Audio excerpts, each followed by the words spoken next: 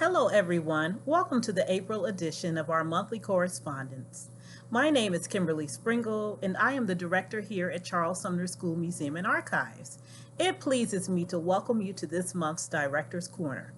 Spring is in the air, and there is much to celebrate during the month of April.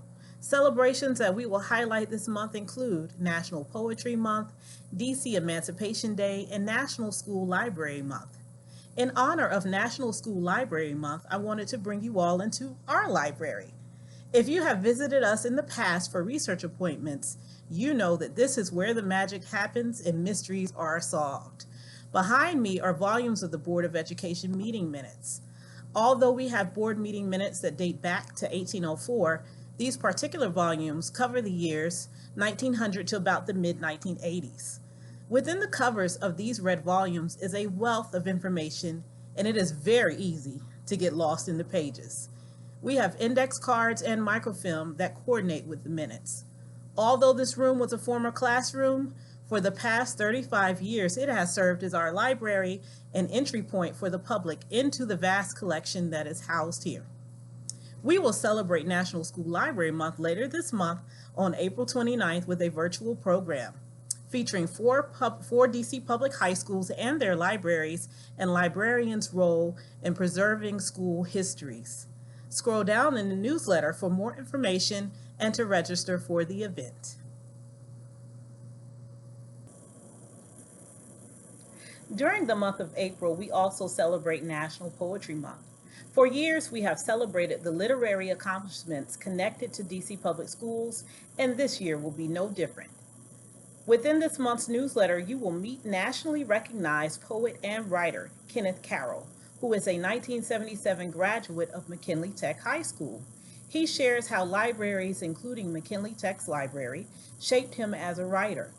Through our upcoming program and Kenneth Carroll's reflection, we hope you gain a greater understanding of the impact and significance of DC public school libraries. And continuing with the theme of celebrating art and literature, please note in our Glimpse in the Collection section some very interesting publications of poetry and other literary contributions by DC public school students over various decades that are a part of our historic collection. For just a moment, I would like to draw your attention to this beautiful artistic work here right to my right. This stained glass art piece was designed and created by the late Berenice Moore.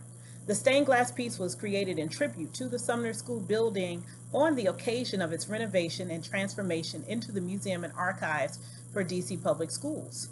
The school origin date, along with the museum's origin date, is inscribed on the piece. This year marks the 35th anniversary of the founding of the museum, and as we reflect on that important moment, we want to illuminate and share with you all some facts associated with the museum. Within the newsletter, we share a little bit about one of the earliest collections that was donated to the museum back in 1987. This stained glass piece represents another early collections acquisition.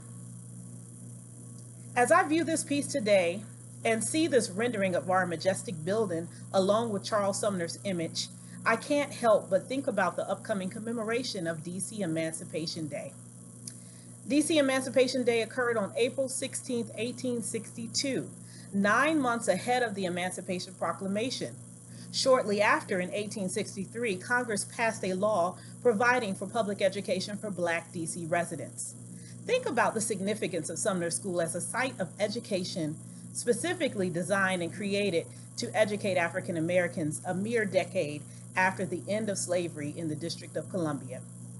Richard L. Hurlbut, the founding director and curator of Sumner Museum, referred to this site, or the Sumner School, as a cornerstone for Black education in Washington, D.C.